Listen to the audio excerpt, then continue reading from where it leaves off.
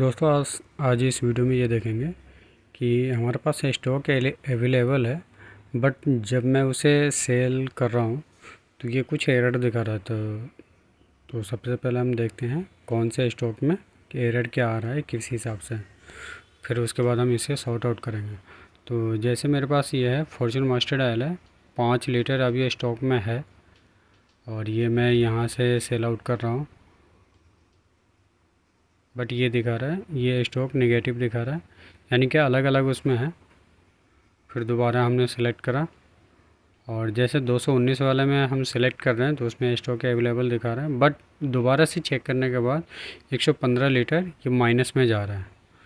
तो हम इसे देखेंगे ये किस वजह से ये शो कर रहा है। तो जब मैंने F3 प्रेस करके इसे इसके अंदर आया तो यहाँ पे मैंने देखा कन्वर्जन बॉक्स लिखा हुआ है जिसमें 24 लिखा हुआ है।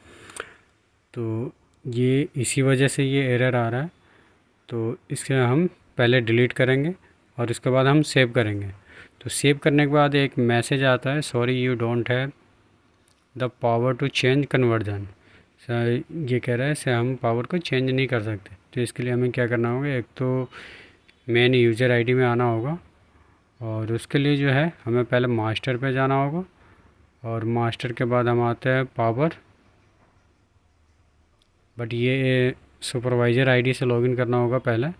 जैसे हमने यहाँ पे सुपरवाइज़र आईडी से लॉगिन कर लिया है, उसके बाद फिर हम जाएंगे मास्टर में और मास्टर में आने के बाद पावर पासवर्ड एंड पावर, और वहाँ से जो सुपरवाइज़र आईडी है वहाँ पे क्लिक करेंगे सर्च इन ऑल और यहाँ पे डालते हैं हम कन्वर्जन।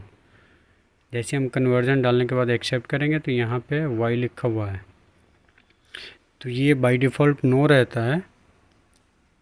तो हमें इसे येस करना होगा, वाई करके हम सेव कर देंगे और सेव करने के बाद फिर हम आते हैं सेल्स में। यहाँ पे हमारा स्टॉक जो है ऊपर नीचे दिखा रहा था, स्टॉक अवेलेबल होते हुए भी माइनस में जा रहा था। जैसे 5 हम यहाँ पे हमने डाला तो ये अभी भी कर रहा है।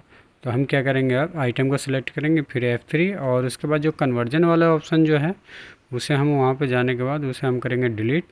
डिलीट करने के बाद आइटम को हम सेव करेंगे और जैसे ही हमारा ये सेव होता है उसके बाद हम जो भी आइटम लेंगे वो हमारा टोटली स्टॉक मेंटेन करके चलेगा। यानी कि हमने 5 आइटम सेल आउट के लिए डाला है और ये हमारा यहाँ पे 0 हो चुका है।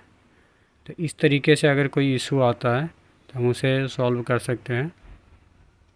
और अगर हम दूसरा एक आइटम और सेलेक्ट कर लेते हैं जो कि मेरा फॉर्चून का है, तो उसमें हमने लिया तो वो भी 2 आइटम हमने सेल कर रहा है, तो 66 अभी भी स्टॉक शो कर रहा है।